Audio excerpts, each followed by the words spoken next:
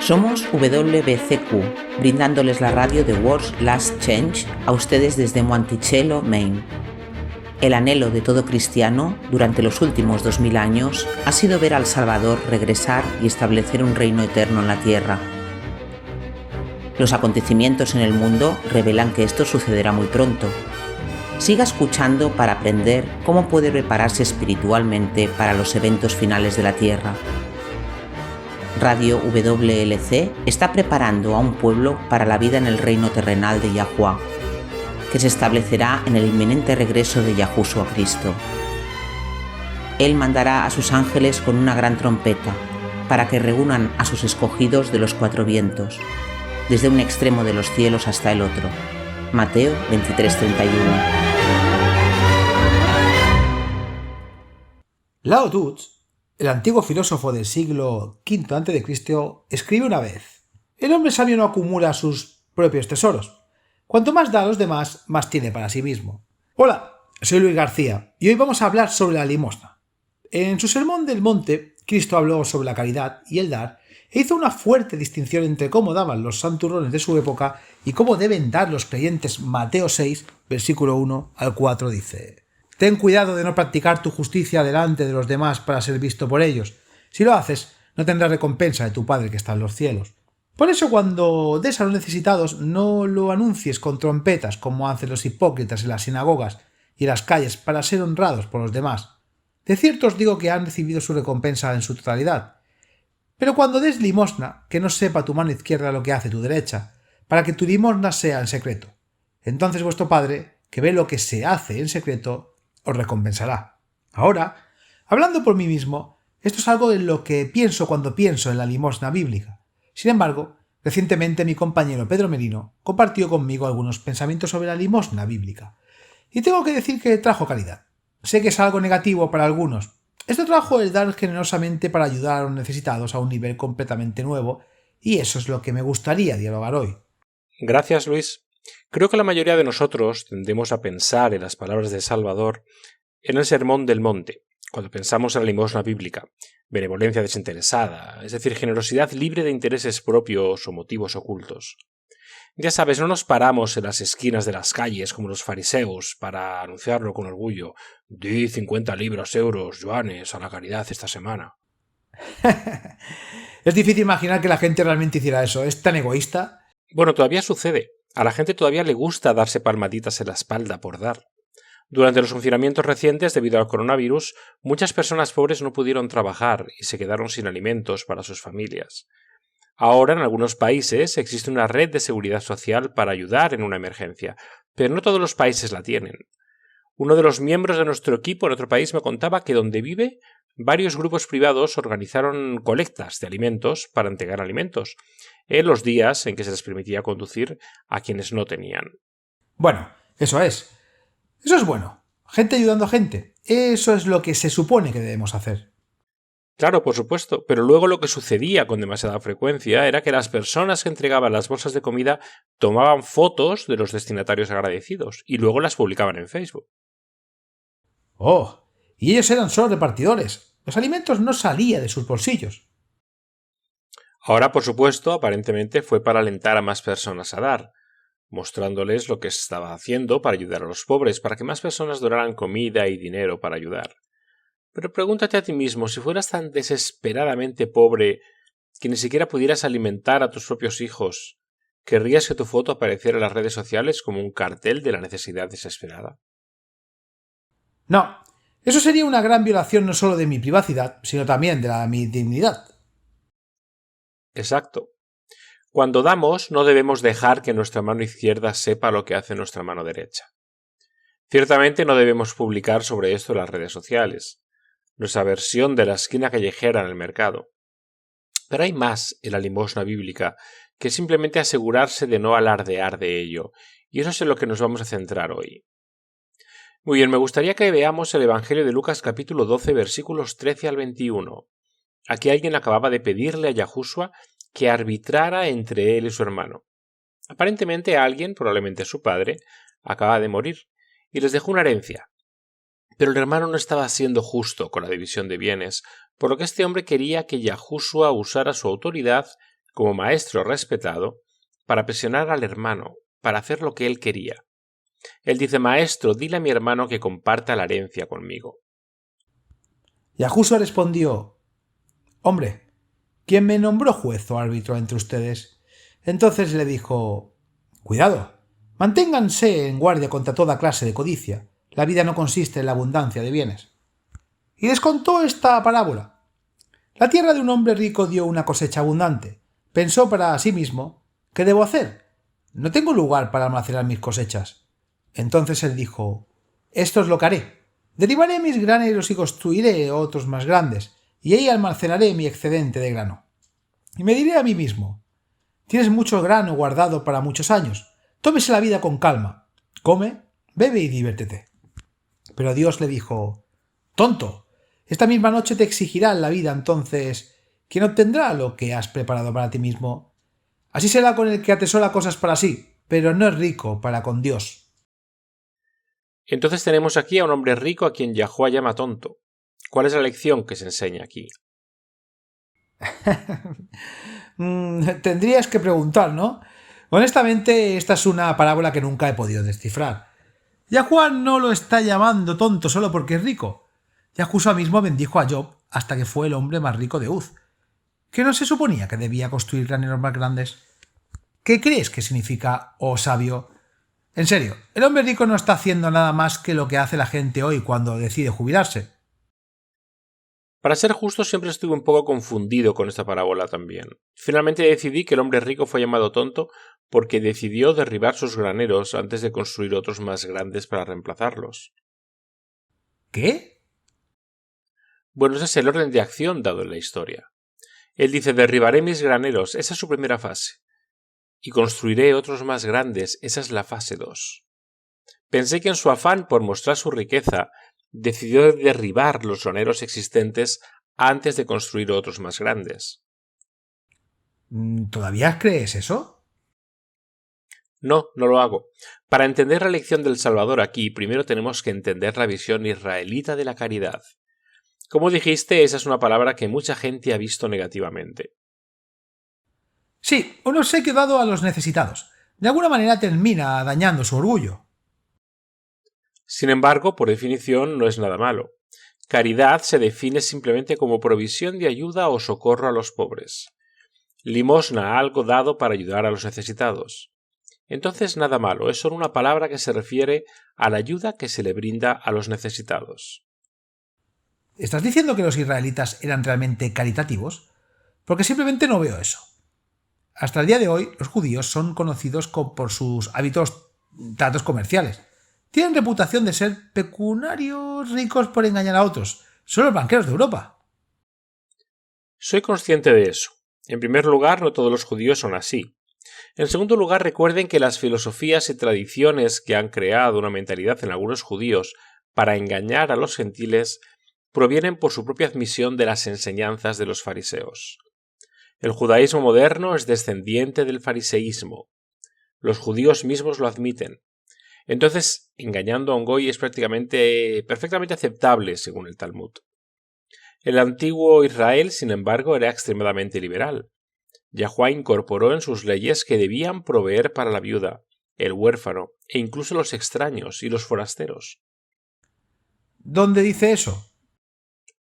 Echemos un vistazo en Levítico, capítulo 19, y leamos los versículos 9 y 10, que dicen: Cuando siegues la cosecha de tu tierra, no siegues hasta los bordes de tu campo, ni recojas las espigas de tu cosecha. No vuelvas a pasar por tu viña, ni recojas las uvas caídas. Déjalos para el pobre y el extranjero. Yo soy Yahuwah, tu Dios. Así es como el antiguo Israel proveía para los necesitados. Claro, había gente pobre, pero con esas leyes en vigor nadie necesitaba morir de hambre. Cierto. ¿Cómo se llamaba? Ruth, la moabita. Cuando se mudó a Israel con su suegra Noemí, espigó en los campos de Boz. Sí, eso es lo que ella estaba haciendo. Ruth y Noemí eran viudas pobres. Vayamos a Ruth capítulo 2, versículo 15 al 17. Es interesante lo que Bush le dijo a sus segadores.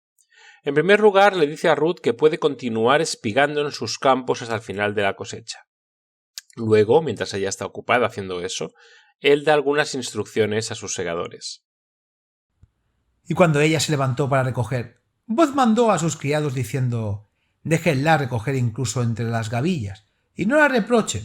También que caiga grano en los atados. A propósito para ella, déjalo para que ella pueda recoger y no la reprendas». Y espigó en el campo hasta la tarde, y desgranó lo que había espigado, y fue como una efa de cebada. Así es como se proveía a los pobres en el antiguo Israel, y la historia de Ruth es realmente antigua. Recuerden, la madre de Buz era Rahab, quien escondió a los 2 espías que Josué envió para espiar la tierra. Me gusta cómo, al hacerlo de esta manera, también conservó intacta su dignidad. La benevolencia hacia los pobres y necesitados se entretejió a lo largo de todos los mandamientos de Yahuwá al antiguo Israel. Además, cada 7 años la tierra misma debía descansar. No se debían sembrar nuevos cultivos y los cultivos recurrentes, como uvas, higos, lo que sea, que surgieron solos. Toda esa cosecha era para los pobres. Vayamos a Éxodo 23 y leamos los versículos 10 y 11. 6 años sembrarás tu tierra y recogerás su producto, pero el 7º año la dejarás descansar en berbecho, para que coman los pobres de tu pueblo, y lo que quede lo comerán las bestias del campo. Así harás con tu viña y tu olivar. Cualquiera que tuviera hambre podía tomar lo que necesitaba para calmar su hambre, y esto no se consideraba robo. De hecho, ¿recuerda esa vez que Yahushua y los discípulos caminaron por unos campos de trigo en el Sabbat, y los discípulos tenían hambre y comenzaron a comer del grano? Eso es lo que estaban haciendo. Ahora, lo que es interesante notar es que los fariseos no estaban acusando a los discípulos de robar, sino de trabajar en el Sabbat. Pensé que era porque estaban comiendo sin lavarse las manos. No, eso fue en otro momento, creo que está en Mateo 12. Dice: en ese tiempo, Yahushua pasó por los campos de trigo en el Sabbat, y sus discípulos, teniendo hambre, comenzaron a arrancar espigas y a comer. Y cuando los fariseos lo vieron, le dijeron: «Mira, tus discípulos están haciendo lo que no es lícito hacer en el Sabbat». Básicamente, según los fariseos, los discípulos estaban trabajando, no robando, porque eso era ilegal independientemente de si era el Sabbat o no. Pero el trabajo era ilegal hacerlo específicamente en el Sabbat. ¿Cómo podría considerarse que lo que estaban haciendo era un trabajo? Bueno, arrancar las cabezas de los tallos podría considerarse cosecha. Frotándolo entre sus manos para quitar la cáscara, eso podría considerarse trillar o aventar. Entonces trabajando en el Sabbat, pero no era robar. Está claro, los israelitas tenían una visión diferente de dar. Tristemente es un punto de vista que la mayoría de los cristianos han perdido hoy. Ahora que entendemos cuál era realmente la visión israelita de dar, y cuando regresemos vamos a echar un vistazo a por qué creían de esa manera y qué recompensas esperaban recibir por ser liberales en su dar. Nutrición para la mente y conciencia. Escasez rampante de medicamentos. Los suministros mundiales de medicamentos farmacéuticos son cada vez más escasos, y eso tiene implicaciones muy graves para 2022 y más allá. Si depende de un determinado fármaco para mantenerse con vida, le recomendaría hacer todo lo posible para asegurarse de tener la mayor cantidad posible de ese fármaco almacenado, porque puede llegar el día en que no pueda obtener más por un periodo prolongado de tiempo. Gran parte de nuestra producción de drogas se ha subcontratado a China. Nuestras relaciones con China no van muy bien en este momento. De hecho, en el momento en el que China invada Taiwán, vamos a tener una crisis nacional de grandes ligas en nuestras manos. Permítanme tratar de explicar esto paso a paso. La FDA mantiene regularmente una lista de escasez de medicamentos farmacéuticos. De acuerdo con esa lista, había 112 escasez de medicamentos en los Estados Unidos en noviembre y había 114 escasez de medicamentos en Estados Unidos a partir del 11 de enero. Quería información más actualizada que esa, así que revisé la última lista de escasez de medicamentos de la FDA por mí mismo. Hay 165 entradas en la lista en este momento, pero 49 de ellas han sido resueltas. Restando 49 de 165 nos da un total de 116 escasez de medicamentos en los Estados Unidos en este momento. Eso es impactante. ¿Qué se supone que deben hacer las personas si no pueden obtener los medicamentos que necesitan? Desafortunadamente, esta es otra área en la que hemos subcontratado una enorme cantidad de producción a China. Hoy en día, la friolera de 97% de todos los antibióticos comprados en los Estados Unidos provienen de China. Solo piensa en eso. Si nuestros suministros de antibióticos se cortaran repetidamente, muchos estadounidenses morirían. Y no es solo los antibióticos de lo que estamos hablando. Según un experto, si China cortara repentinamente el flujo de medicamentos farmacéuticos, muchos de nuestros hospitales dejarían de funcionar en meses, si no en días. Este es otro ejemplo que muestra por qué fue tan tonto volverse tan dependiente de la fabricación de China. Durante años critiqué en contra de toda la subcontratación que estaba ocurriendo, pero nuestros políticos en Washington no querían escuchar voces como la mía. Y ahora estamos en una posición muy precaria.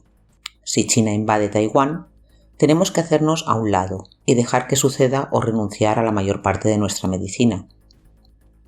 En este punto, las cosas están tan mal que ya no tenemos ni una sola planta de penicilina en los Estados Unidos. ¿No es esto una locura? Los chinos tienen la capacidad de ponernos de rodillas sin disparar un solo tiro. Durante mucho tiempo he estado advirtiendo a mis lectores que Estados Unidos ha estado jugando a las damas y mientras que China ha estado jugando al ajedrez. Han superado en maniobras a nuestros despistados líderes en cada paso del camino, y la mayoría de los estadounidenses ni siquiera se dieron cuenta de que lo que estaba sucediendo.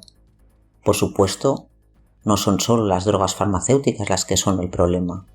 Las naciones occidentales han subcontratado la producción de casi todo, y ahora nos enfrentamos a una escasez mundial generalizada, que no se parece a nada que hayamos visto antes.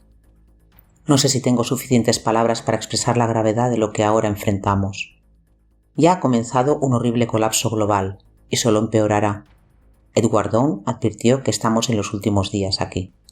Vean más de las noticias proféticas que están sucediendo bajo nuestras narices en el siguiente enlace de WLC. Entonces, ¿cómo resumirías la perspectiva israelita sobre la caridad o la limosna? Bueno, creo que Cristo lo dijo mejor. De hecho, lo deletreó directamente.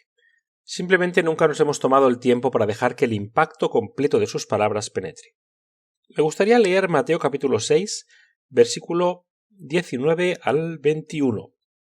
También es de su Sermón del Monte. ¿Qué dice eso? De acuerdo. Dame un segundo para encontrarlo. Dice: No os hagáis tesoros en la tierra, donde las polillas y las alimañas destruyen, y donde los ladrones se meten y hurtan. Sino haceos tesoros en el cielo, donde ni polilla ni alimañas corrompen, y donde ladrones no minan ni hurtan, porque donde esté vuestro tesoro, ahí estará también vuestro corazón. Es por eso que debemos dar a los pobres y ayudar a los necesitados, porque al hacerlo estamos en un sentido muy real acumulando tesoros en el cielo. Cuando damos a otros, se mantiene un registro en el cielo, y cuando Yahushua regrese, aquellos que han revelado el amor del Padre a través de sus acciones amorosas a los necesitados recibirán una recompensa acorde con el bien que hicieron en su nombre mientras estuvieron en la tierra. Entonces, lo que estás diciendo es que ayudar a los necesitados es un sentido muy real, es un tesoro en el cielo para uno. Exacto. Y este no era un concepto nuevo. Puede ser para nosotros, pero no fue para los israelitas. Vayamos a Deuteronomio capítulo 14, versículos 27 al 29. Esto estaba claro cuando todavía estaban en el desierto con Moisés y Yahuwá. Estaba estableciendo el marco legal para su nación. Mientras lees esto, recuerda que a todas las tribus se les dio una porción de tierra. A todas las tribus excepto a los levitas. Eran los sacerdotes, así que en lugar de tierras para su tribu, se les dio un número de ciudades esparcidas por todo el territorio. Aquí se está discutiendo el diezmo. Dice: No desampararás al levita que está dentro de tus ciudades, porque no tiene parte ni heredad contigo. Al final de cada tercer año sacarás el diezmo de tus productos de ese año, y lo almacenarás dentro de tus puertas. Y el levita, por cuanto no tiene parte ni heredad contigo, y el extranjero, el huérfano y la viuda, que están dentro de tus ciudades, venga y coma y se sacie, para que Yahuwá tu Dios te bendiga en toda la obra de tu mano que haces. Aquí mismo. Es por eso que la Escritura dice que debemos dar para que Yahuwá te bendiga en todo lo que hagas. Ahora en nuestro último segmento leíste el Levítico 19, donde se les dijo a los israelitas que dejaran las espigas de cualquier cosecha para que los pobres las tomaran. En otras palabras, no se suponía que hicieran un barrido limpio del campo. Cualquier grano que cayera mientras lo ataban, cualquier cosa que los segadores no pudieran ver, se dejaría para los necesitados. No debían repasarlo por segunda vez. Pero quiero que lo leamos en contexto con lo que se dice en este capítulo. No tenemos que leer todo, solo los versículos 1 y 2 de Levítico 19. Esto establece el tono para todo el capítulo. Es por eso que los israelitas debían cuidar a los necesitados. Y Yahuwá habló a Moisés, diciendo: Habla a toda la congregación de los hijos de Israel y diles: Sed santos, porque yo, Yahuwá, vuestro Dios, soy santo. Los israelitas en su vida diaria, en su trato con los necesitados, los indefensos y los extranjeros, debían revelar a Yahuwá. ¿Y por qué iban a hacer todo eso? Yo soy Yahuwá, tu Dios. Debían revelar a Yahuwá, al mundo, por su trato compasivo a los necesitados. Eso es realmente hermoso. Creo que, sobre todo, la gente de hoy quiere ayudar a los demás, pero a menudo tenemos miedo de dar. Tenemos miedo de que se aprovechen de nosotros. Tenemos miedo de empeorar el problema en lugar de mejorarlo. Por ejemplo, uno de los miembros de nuestro equipo es un estadounidense que vive en el extranjero con su familia. Me ha dicho que realmente no hay muchos mendigos donde él y su familia viven. En una ciudad de 200.000 habitantes, la media docena que ve de forma rutinaria son muy ancianos o les falta una pierna o incluso dos. Pero lo que realmente lo impactó fue ver la diferencia entre cómo los lugareños trataban a los mendigos y cómo los turistas trataban a los mendigos. ¿Los lugareños los ignoraron y los turistas les dieron dinero? No, de hecho justo lo contrario. Los lugareños dan rutinariamente a los mendigos algunas monedas y los turistas nunca. ¿Dijo por qué?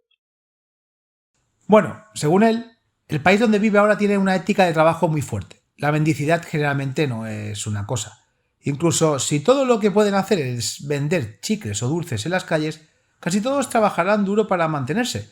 Por lo que si alguien está mendigando, los lugareños saben que hay una necesidad real. Entonces darán un poco. Supongo que los turistas pueden asumir que están siendo atacados solo porque son turistas. Ah, claro. Y admite que se han aprovechado de él varias veces y lo han engañado al cobrarle un precio más alto que a los lugareños solo porque asumen que es rico. Él dice que probablemente esto contribuye a que los turistas desconfíen de los lugareños. No quieren que los engañen o se aprovechen de ellos. Sé que me he preguntado antes si le doy algo de dinero a una persona sin hogar, si va a ir a comprar alcohol o droga. O si trataran de robarme buscando mi billetera.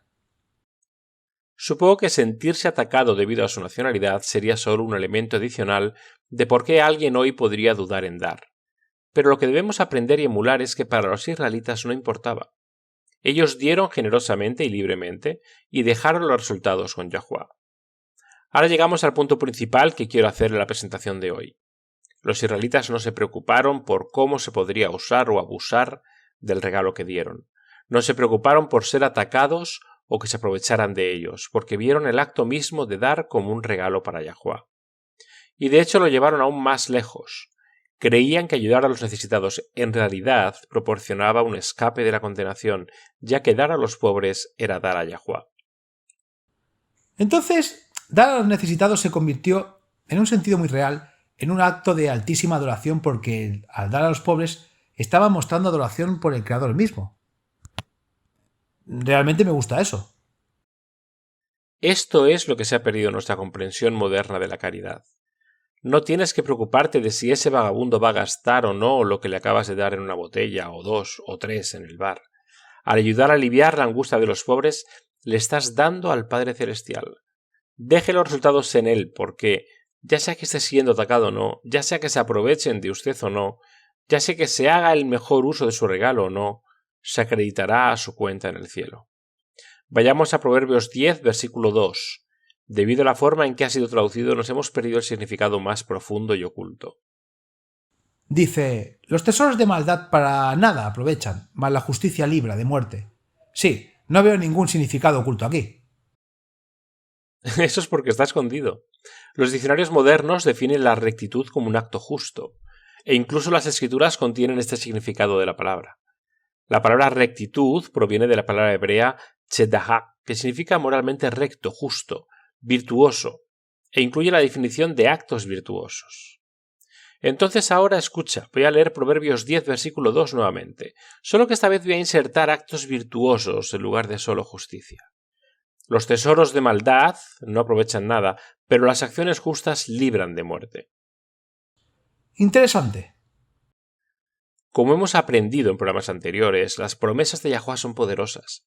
De hecho, según Isaías 55:11, la palabra de Yahuwah misma contiene el poder para cumplir lo que es esa palabra.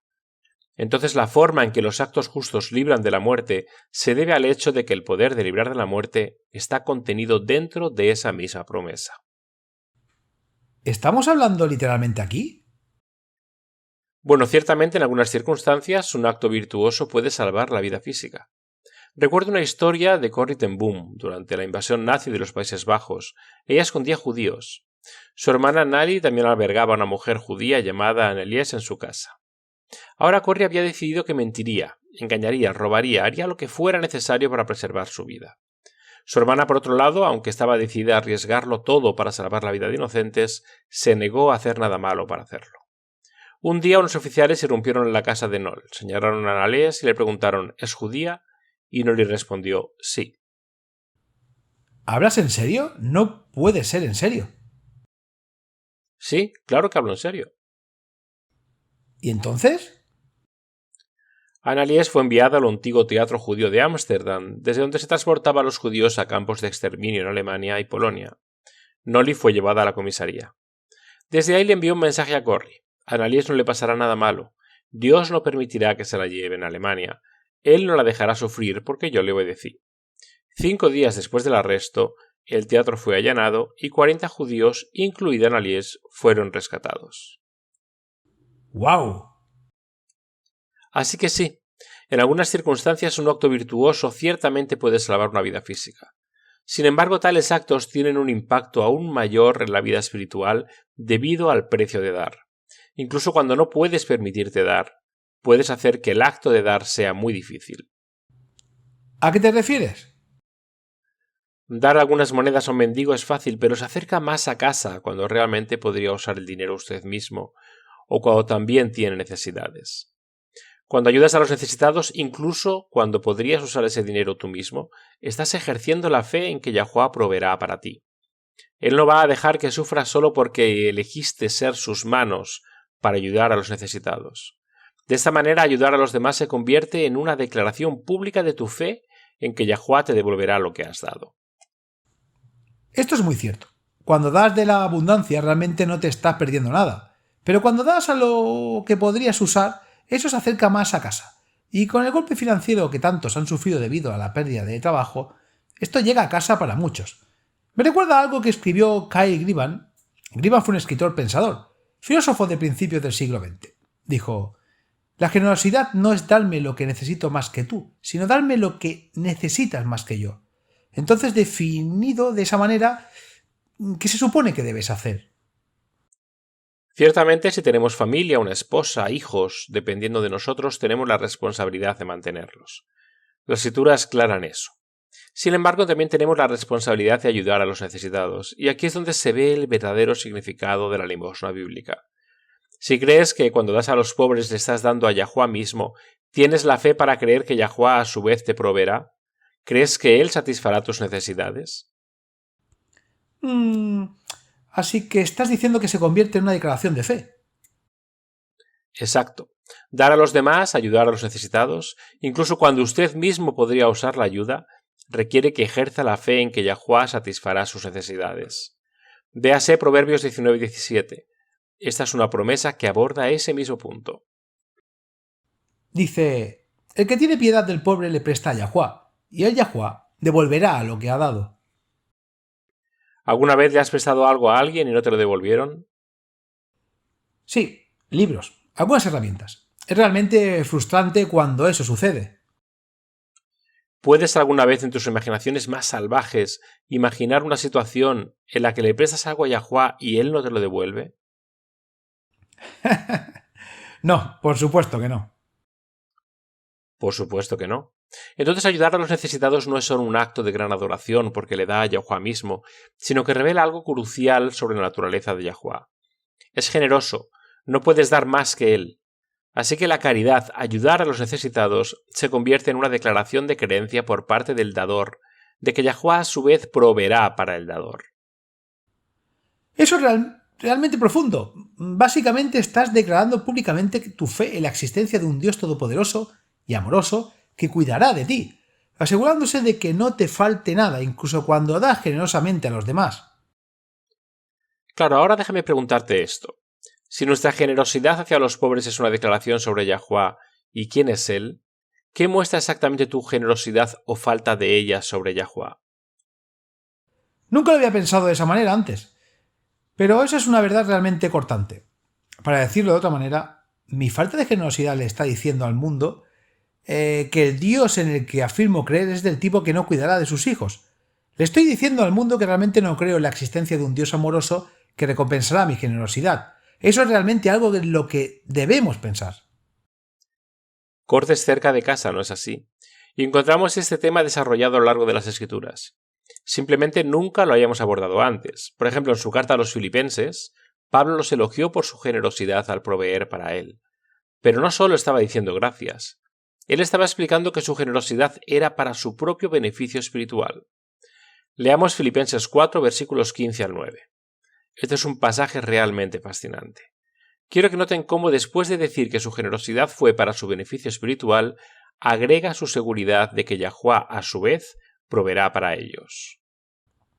Dice: «Sabéis también vosotros, filipenses, que al principio del Evangelio, cuando partí de Macedonia, ninguna iglesia se comunicó conmigo en cuanto a dar y recibir, sino vosotros solos, porque aún en Tesalónica me enviasteis una y otra vez para mis necesidades, no porque desee dádivas, sino que deseo frutos que abunden en vuestra cuenta.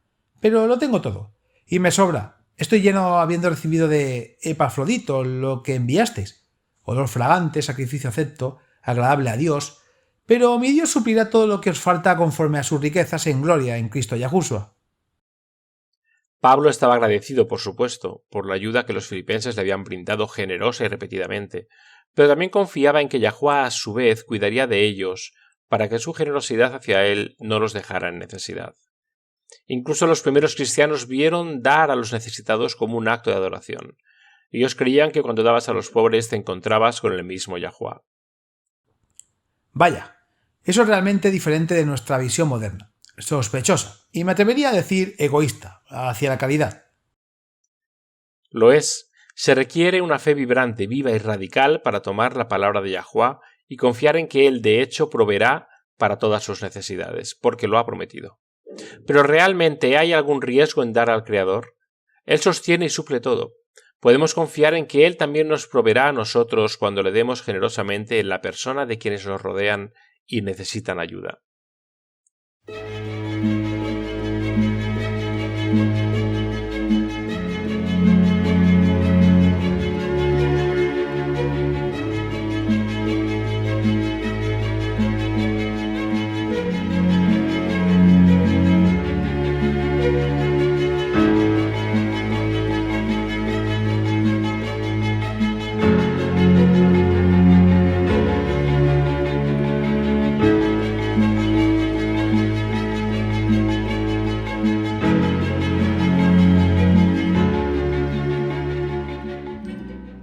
Entonces, ¿qué pregunta tenemos hoy de nuestro email diario?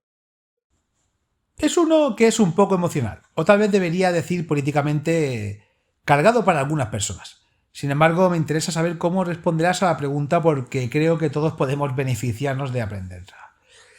Jennifer de Elizabeth, New Jersey, en los Estados Unidos, quiere saber tu opinión sobre si el Islam es o no verdaderamente una religión de paz como afirman los musulmanes. Ella escribe: «Era una niña cuando las Torres Gemelas fueron atacadas en Nueva York, al otro lado del río, y recuerdo el miedo que siguió ese día. Si bien yo personalmente no conocía a nadie que fuera asesinado, recuerdo haber escuchado a los adultos hablar sobre eso y los amigos de la familia perdieron seres queridos ese día. Recientemente en el trabajo una mujer musulmana fue contratada. Ella es agradable y me gusta. Tuvimos la oportunidad de juntarnos durante las pausas para el almuerzo y ella insistió en que el Islam es una religión de paz. No quería discutir con ella, pero no estoy segura de qué pensar o cómo reaccionar. Nunca he interactuado de cerca con un musulmán antes. Cualquier pensamiento u orientación que me puedan dar sería muy apreciado.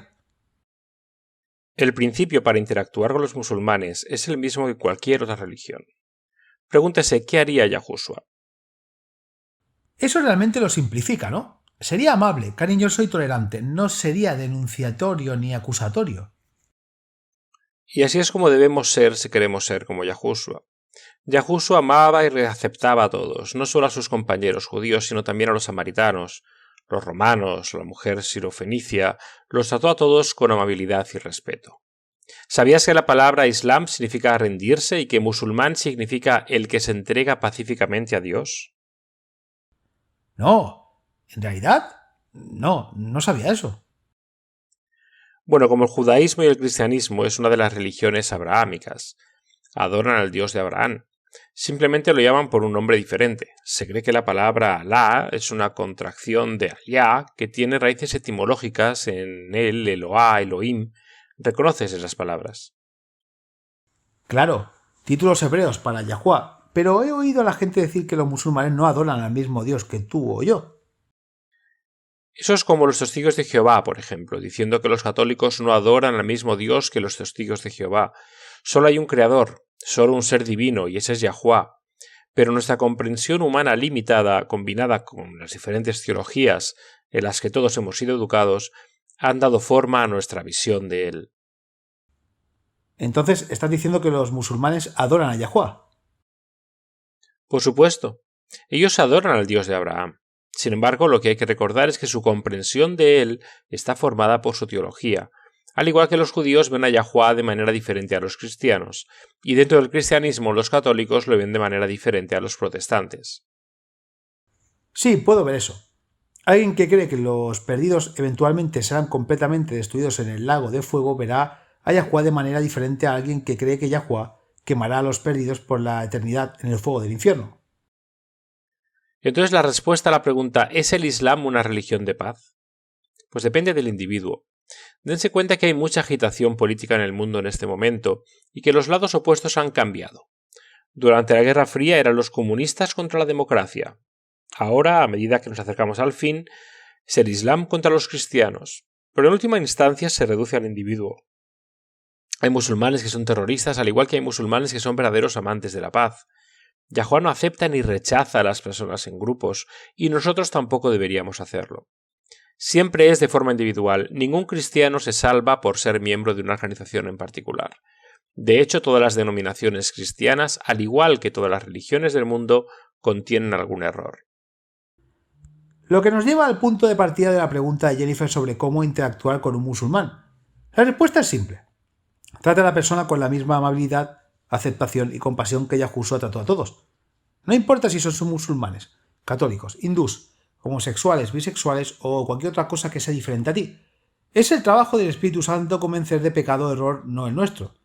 Nuestro trabajo es revelar el amor de Yahuwah por los pecadores tal como hizo Yahushua, no diciéndoles lo equivocados o pecadores que son, sino tratándolos con la amabilidad, mostrando el amor de Yahuwah a través de cómo vivimos nuestras vidas.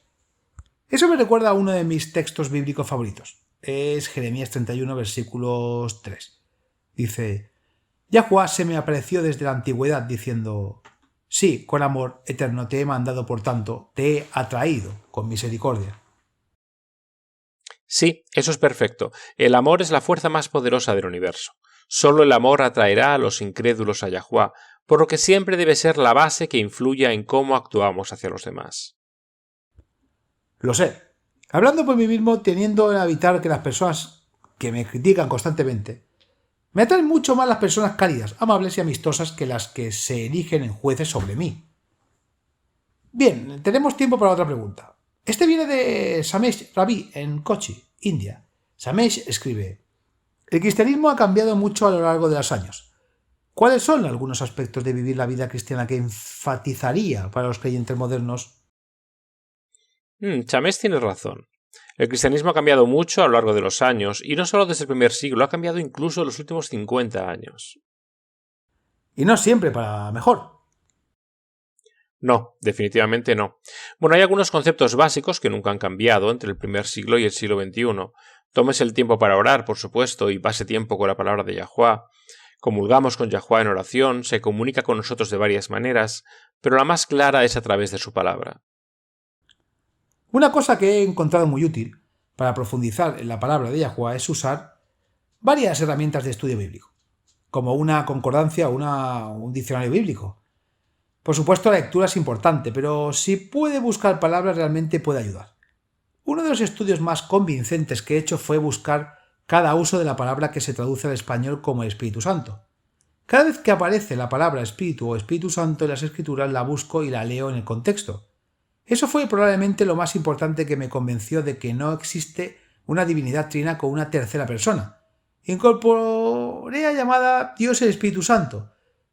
Eso simplemente no aparece en el origen hebreo y el griego, y cuando lo busqué por mí mismo estaba muy claro, muy convincente.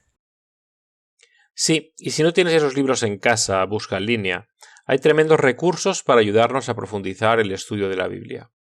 No hace falta decir que los creyentes deben comprometerse a creer y obedecer a Yahuwá con fidelidad y consistencia, pero parte de esa creencia y obediencia es hacer una elección consciente de ejercer la fe. Y es una elección consciente de ejercer la fe. La fe no es emoción, no son sentimientos. No, de hecho la fe es lo que ejercitas cuando eliges creer sin importar cómo te sientas. Eso es fe. Tomar a Yahuwá en su palabra porque confías en él como el Padre amable y amoroso que se presenta en su palabra. Y lo hermoso es que cuanto más elegimos creer, cuanto más ejercemos la fe, más fuerte se vuelve nuestra fe. Si sientes que tu fe no es muy fuerte, comienza a tomar la palabra de Yahuwá en pequeños pasos y tu fe crecerá.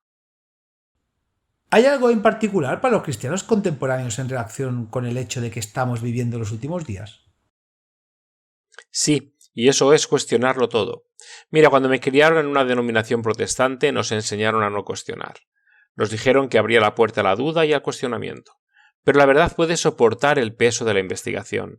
Y ahora, mientras el cielo está restaurando viejas verdades que se han perdido, mientras Yahuwá nos está regalando revelaciones aún mayores, debemos estar abiertos, cuestionando, estudiando para conocer más verdad, no solo reafirmar lo que ya creemos.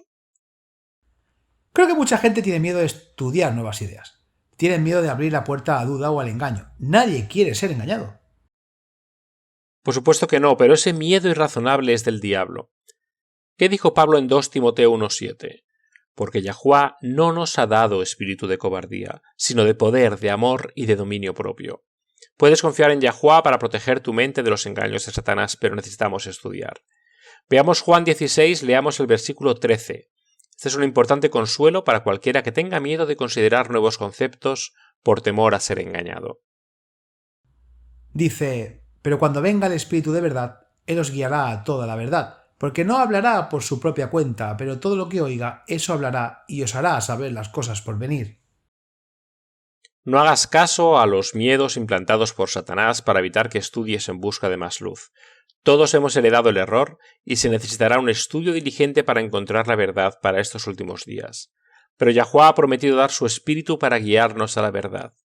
Sin embargo, si ni siquiera estamos dispuestos a mirar, si todo lo que queremos hacer es escuchar sermones que repiten lo que ya creemos, ¿cómo esperamos ser guiados? Buen punto. Liderar es un verbo de acción. Si queremos ser guiados, debemos estar dispuestos a seguir adelante.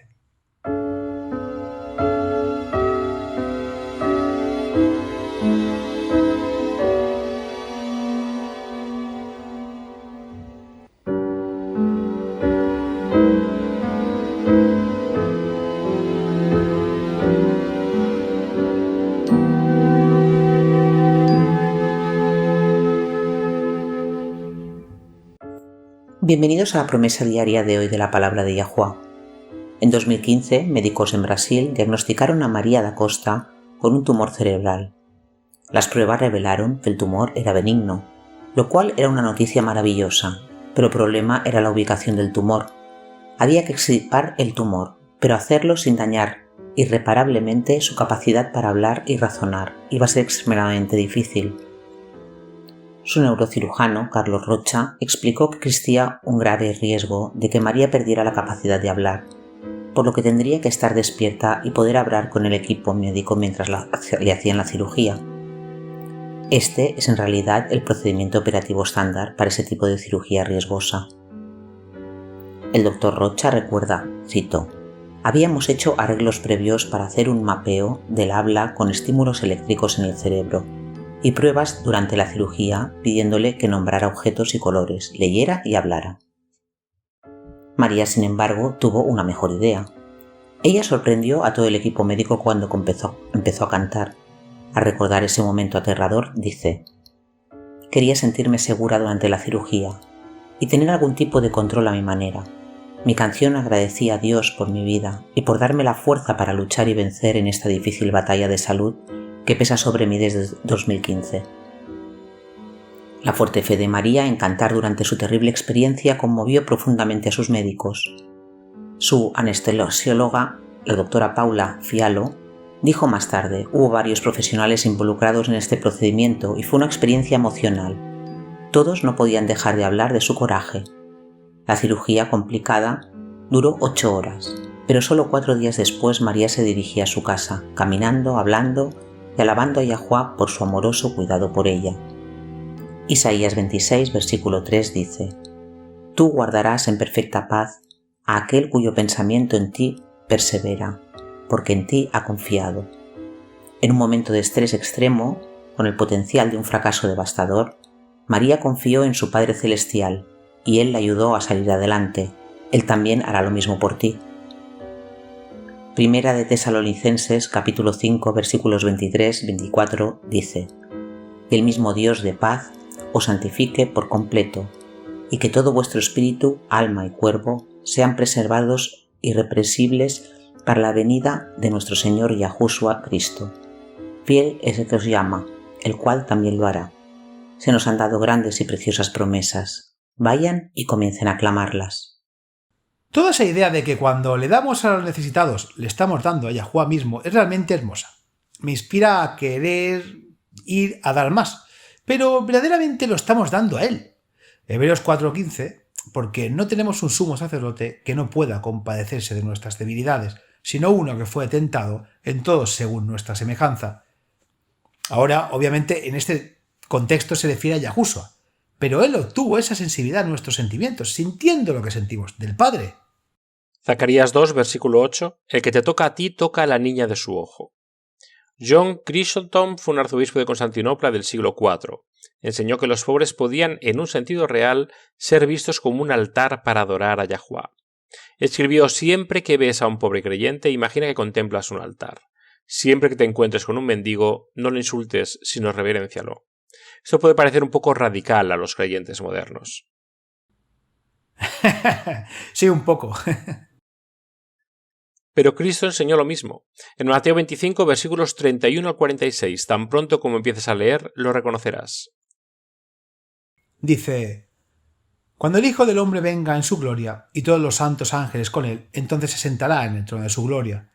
Y serán reunidas delante de él todas las naciones, y los apartará los unos de los otros, como aparta el pastor las ovejas de los cabritos. Y pondrá las ovejas a su mano derecha y los cabritos a la izquierda.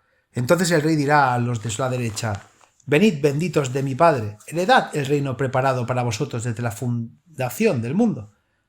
Desnudo y me vestisteis, estuve enfermo y me visitasteis, estuve en la cárcel y vinisteis a mí».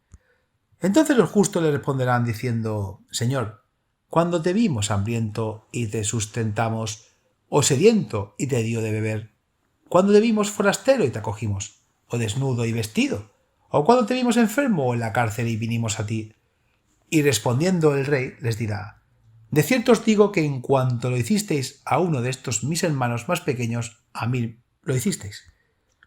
Entonces dirá también a los de la izquierda: apartaos de mí, malditos, al fuego eterno preparado para el diablo y sus ángeles, porque tuve hambre y no me disteis de comer, tuve sed y no me disteis de beber, forastero fui y no me acogisteis, desnudo y no me vestisteis, enfermo en la cárcel y no me visitasteis. Entonces ellos también le responderán, diciendo: Señor, ¿cuándo te vimos hambriento, sediento, o forastero, desnudo, o enfermo, o en la cárcel, y no te servimos? Entonces él le responderá diciendo: de cierto os digo, que en cuanto no lo hicisteis a uno de nuestros más pequeños, no lo hicisteis a mí. E irán estos al castigo eterno, y los justos a la vida eterna. ¿Ves? Cuando aliviamos el sufrimiento de los demás de cualquier manera que podamos, estamos de una manera muy real aliviando el sufrimiento del Padre que siente todo lo que ellos están sintiendo. Asimismo, cuando retenemos la ayuda de los necesitados, se le estamos negando al Padre. Tal vez está siendo atacado porque para alguien que lo necesita desesperadamente usted parece rico, pero realmente algunas monedas no te van a llevar a la bancarrota. ¿Te vas a acostar con hambre esa noche porque le diste a alguien que lo necesitaba? Y si has dado hasta que te duela, tienes la fe para reclamar la promesa de que Yahuwah ve lo que diste como un préstamo, que él pagará. El hombre rico en la parábola de Yahushua era un tonto, no porque fuera rico o porque quisiera construir graneros más grandes. Fue un tonto porque su enfoque estaba en acumular tesoros en la tierra, en lugar de usarlos para ayudar a otros. Esto lo habría dado un tesoro en los libros de registro del cielo, un tesoro que Yahuwah mismo se aseguraría de que fuera recompensado. Supongo que la pregunta que todos debemos hacernos es: ¿qué revela mi patrón de dar acerca de mi fe en Yahuwah? Acompáñenos nuevamente mañana. Hasta entonces, recuerden, Yahuwah los ama y en él está segura nuestra confianza.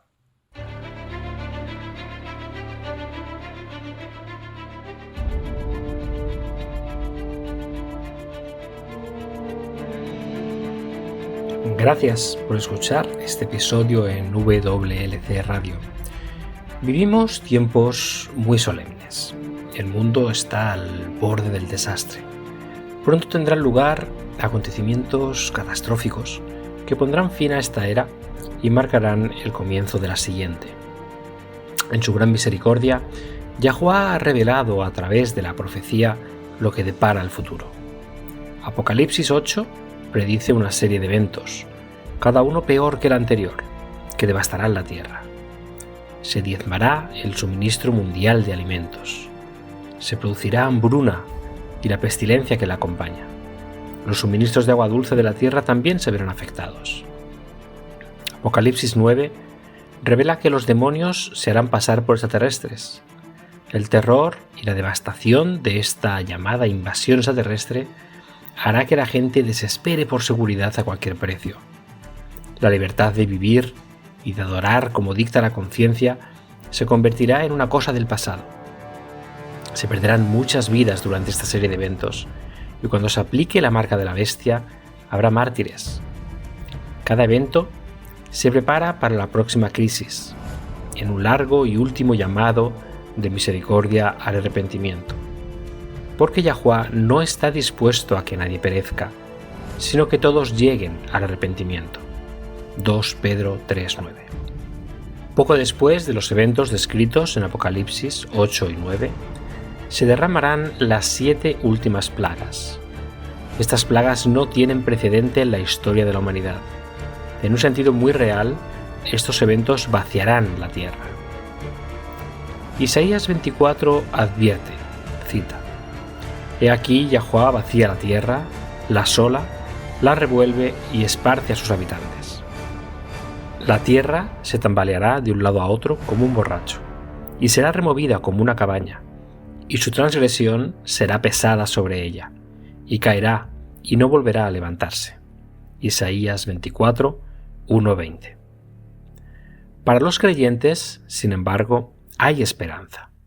Al describir el final de esta era, Yahushua dijo en Lucas 21, versículo 28, cita: Cuando estas cosas comiencen a suceder, entonces miren hacia arriba y levanten la cabeza, porque tu redención está cerca. Sí, al final será traumático, está destinado a serlo. Yahuwah quiere salvar a cada individuo que pueda para permitir que este clímax final despierte las almas. Pero el evangelio del reino de Yah es que más allá de los eventos traumáticos del futuro cercano, una eternidad de bienaventuranza espera a todos los que aceptan el regalo de salvación de Yah. Cuando Yahushua regrese, todos los que han muerto confiando en los méritos del Salvador crucificado y resucitado serán resucitados en la primera resurrección. Entonces Yahushua establecerá el reino de Yah en la tierra. Él y los redimidos reinarán juntos sobre la tierra durante los primeros 1000 años de la eternidad. Juan vio un cielo nuevo y una tierra nueva, porque el primer cielo y la primera tierra pasaron. Apocalipsis 21:1. Si deseas unirte a los redimidos de todas las edades, viviendo una vida que se compare con la vida de Yahuwah, haz la elección, acepta la salvación hoy. No tiene que prepararse. La verdad es que no puedes, yo tampoco, nadie puede. Ven a Él tal como eres. No espere hasta que deje de pecar, no mejorará con sus propios esfuerzos.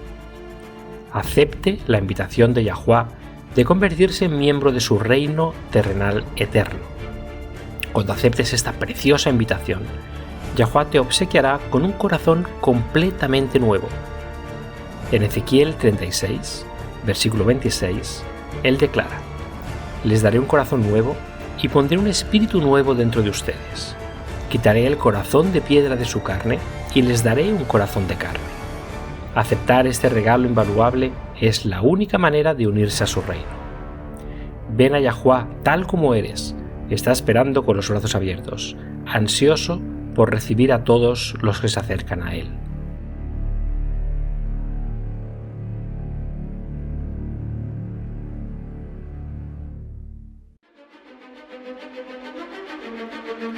Ha sintonizado con la radio de WBCQ en 9330 kHz en la banda de 31 metros. Radio World's Last Chance, preparando un pueblo para el pronto retorno del Salvador.